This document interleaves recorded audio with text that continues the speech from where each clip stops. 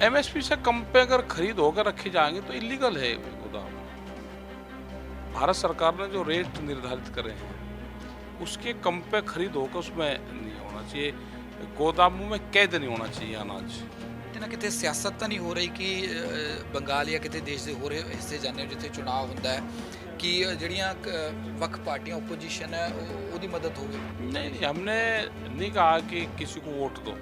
हमने कहा कि जो ये वोट मांगने आपसे आए इनसे एमएसपी पे कानून बने, ये बात करना। रेलवे ठेके पे जा रही, सफाई कर्मचारी जा रहे, ऑर्डिनेंस फैक्ट्रियां जा रही, टेलीफोन डिपार्टमेंट चला गया, तेल कंपनियां चली गई, तो बहुत ज़्यादा एयर हवाई जहाज बिक गए, बहुत बिक गए, एयरपोर्ट बेच दिए।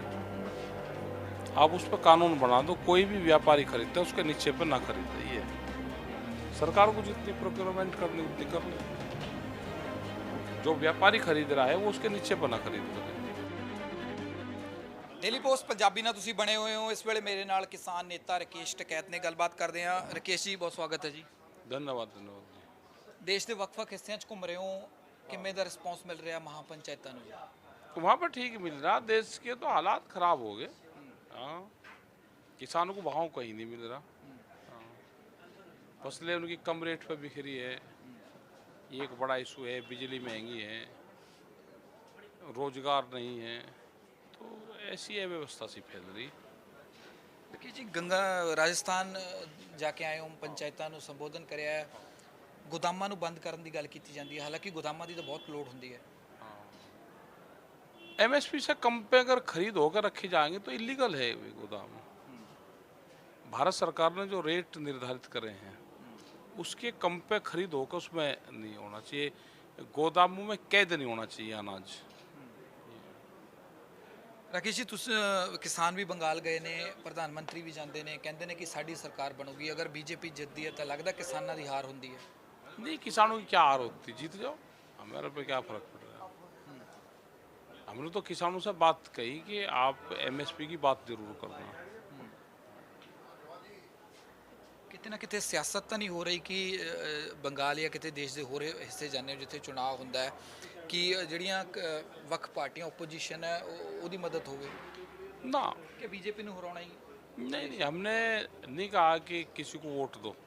हमने कहा कि जो ये वोट मांगने आपसे आए इनसे एमएसपी पे कानून बने, ये बात करना। ये कहा। ਸਰ ਫਸਲ ਵੇਚਣ ਦੀ ਗੱਲ ਹੁੰਦੀ ਹੈ, ਡੀਐਮ ਆਫਿਸ ਹੋਵੇ, ਐਸਡੀਐਮ ਆਫਿਸ, ਡੀਸੀ ਆਫਿਸ ਜਾਂ ਪਾਰਲੀਮੈਂਟ, ਕੀ ਸੀਨ है? ये जो भारत सरकार ने रेट निर्धारित करा और प्रधानमंत्री ने भी कह दिया कि एमएसपी है, थी और रहेगी, और मंडी के बाहर बेचने की बात करी सरकार ने, तो बेच लेंगे वहाँ पे। ਕਿਹੜੀ ਕਿਹੜੀ ਜਗ੍ਹਾ? जहाँ पे भी बिकेगा। पुलिस थाने है, एसडीएम का ऑफिस है, डीएम का ऑफिस है, पार्लियामेंट है, विधानसभा है, जो भी सरकारी भवन जहाँ पे भी होगा तो वहाँ पे प्रधानमंत्री ने कह रखा कि एमएसपी है, थी और रहेगी, और उसके नीचे तो बिका ही नहीं फिर। और मंडी से बाहर बेचने की बात करी, तो कहीं बेच लो, अब तो खुल गया पूरा देश। अब तो कोई ਥਾਣੇ 'ਚ ਵੀ ਵੇਚੀ ਜਾ ਸਕਦੀ ਹੈ। भाई पुलिस वाले अगर रोकेंगे तो थाने में बेच लो। हाँ। ਰਕੇਸ਼ ਜੀ ਕਿਤੇ ਨਾ ਕਿਤੇ ਲੱਗਦਾ ਤੁਹਾਨੂੰ ਕਿ ਹੁਣ ਜੇ ਅੰਦੋਲਨ ਦੀ ਗੱਲ ਕੀਤੀ ਜਾਵੇ, ਅੱਗੇ ਕਣਕ ਦੀ ਵਾਢੀਆਂ ਦੀ ਸੀਜ਼ਨ ਆ ਰਿਹਾ ਹੈ, ਇਹਦੇ ਲਈ ਕੋਈ ਰਣਨੀਤੀ ਵਿਉਂਤਬੰਦੀ ਤਿਆਰ ਕੀਤੀ ਹੈ? नहीं, किसानों को कहा हमने कि अपने माल को सस्ते में नहीं बेचना। प्रधानमंत्री ने कह रखा महंगे पे बेचना, और मंडी के बाहर बेचना, जहाँ जगह मिले वहीं बेच लो। हाँ। ਕਿ ਜੀ ਕੇਂਦਰ ਸਰਕਾਰ ਕਿਤੇ ਨਾ ਕਿਤੇ ਸਖਤੀ ਦੇ ਮੂਡ 'ਚ ਹੈ। ਨਵਾਂ ਕਾਨੂੰਨ ਆ ਗਿਆ, 14 ਤੋਂ ਮੋਇਸਚਰ 12 ਕਰਤਾ, ਔਰ ਪੰਜਾਬ ਹਰਿਆਣੇ 'ਚ ਰੈਵਨਿਊ ਰਿਕਾਰਡ ਮੰਗ ਲਿਆ, ਫਰਦਾਂ ਲੈ ਕੇ ਆਓ। ਲੱਗਦਾ ਤੁਹਾਨੂੰ ਕਿ ਸਰਕਾਰ ਕਿਤੇ ਨਾ ਕਿਤੇ ਝੁਕਦੀ ਨਜ਼ਰ ਆ ਨਹੀਂ ਰਹੀ? आ जाएगी, एक आध महीने में आ जाएगी, 6 महीने में आ जाएगी, आ जाएगी। ਖੇਤੀਬਾੜੀ ਮੰਤਰੀ ਤੋਮਰ ਤਾਂ ਕਹਿ ਚੁੱਕੇ ਨੇ ਕਿ ਇਕੱਠ ਕਰਨਾ ਕੁਝ ਨਹੀਂ ਹੁੰਦਾ, ਅਸੀਂ ਸਾਡੇ ਕਾਨੂੰਨ ਵਧੀਆ ਨੇ। हाँ तो ठीक है, बढ़िया है तो लागू रखो भाई। आंदोलन भी बढ़िया है, आंदोलन में कोई खराब होता है, आंदोलन भी बढ़िया है। ਗੱਲਬਾਤ ਦਾ ਕੋਈ ਸਰਕਾਰ ਨਾਲ ਰਾਬਤਾ ਹੁੰਦਾ ਹੈ? अभी तो कोई बात नहीं हुई उनसे, अभी नहीं कोई।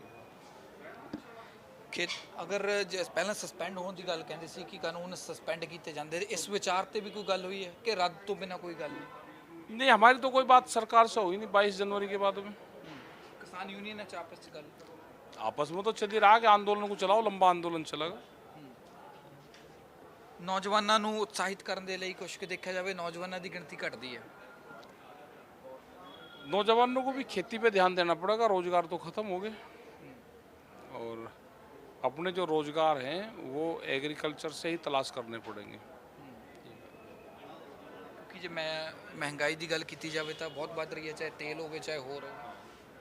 तेल बढ़ गया, ਤੁਸੀਂ ਦੇਸ਼ ਵੇਚਣ ਦੀ ਗੱਲ ਕਰ ਰਹੇ ਹੋ ਕਿ ਦੇਸ਼ ਵਿਕ ਗਿਆ, ਇਹ ਕਿਵੇਂ? बहुत विभाग बिक गए।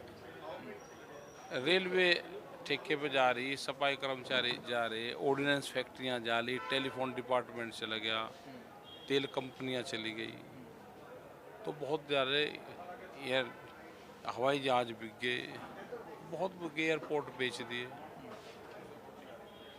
ਸਰਕਾਰ ਤਾਂ ਕਹਿੰਦੀ ਹੈ ਇਹ ਚੀਜ਼ਾਂ ਘਾਟੇ ਜਾ ਰਹੀਆਂ ਸੀਗੀਆਂ क्या जा रही? ਕਿ ਘਾਟੇ में जा रही हैं।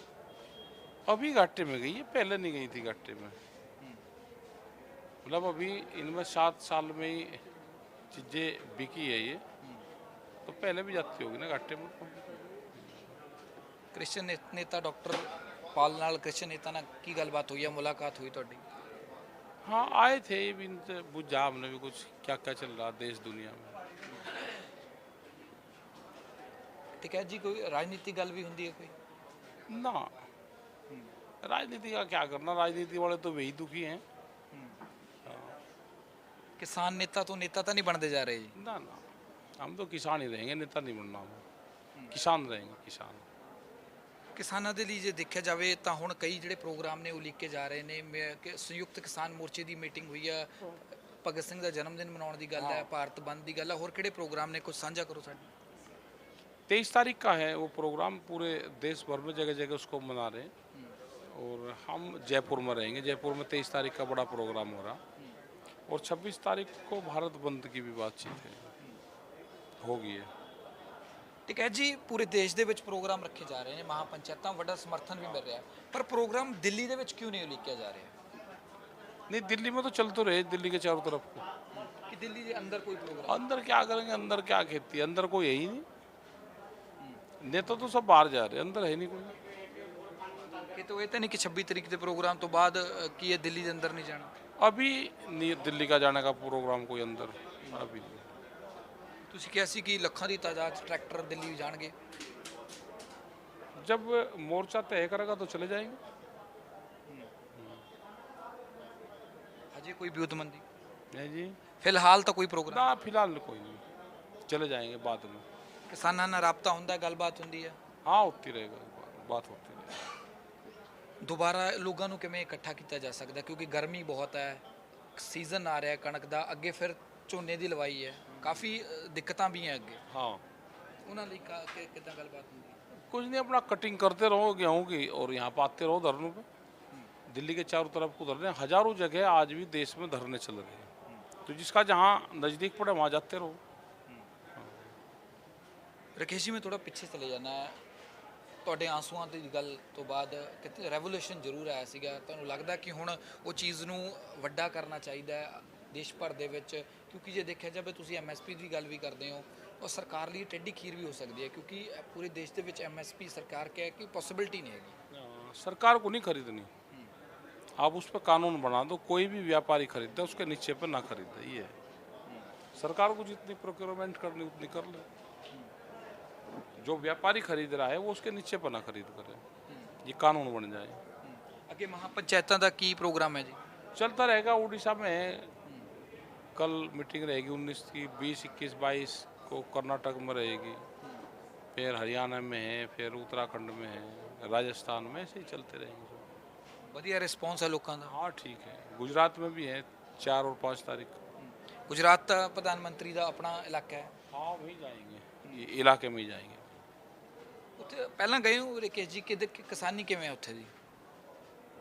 के वहाँ पे गन्ना भी है, धान गेहूँ भी होते हैं, कपास होती है वहाँ पे, गए पहले। ਲਾਸਟ ਸਵਾਲ ਹੈ, ਕੀ ਕਹਿਣਾ ਚਾਹੁੰਦੇ ਕਿਸਾਨਾਂ ਨੂੰ ਜਾਂਦੇ ਜਾਂਦੇ?